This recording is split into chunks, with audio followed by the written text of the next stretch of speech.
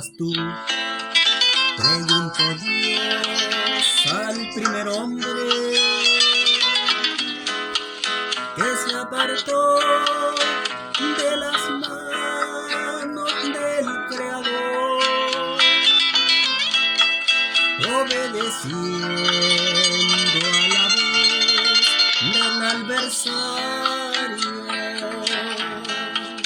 perdió la gracia y la imagen del Señor. ¿Dónde estás tú? Pregunta el Salvador. Si lejos andas del redil de Dios, perdido estás sin el Señor. Ya no andes más en la maldad, que Cristo vino a buscar y a salvar lo que perdido está.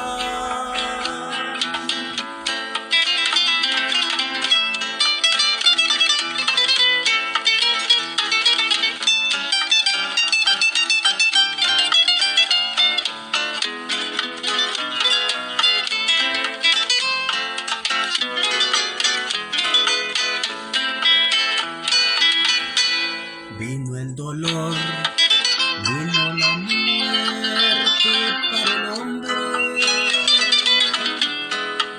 por causa del pecado del primer Adán. Pero por Cristo el Salvador vino la vida eterna para el hombre pecador.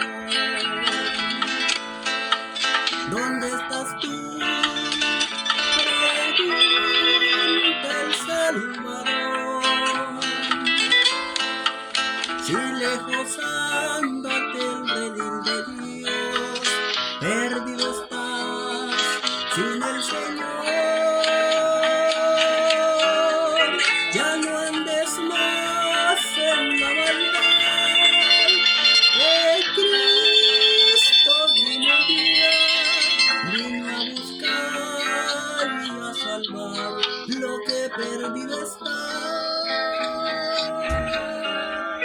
Ya no andes más en la maldad, que Cristo vino a buscar y a salvar lo que perdido está.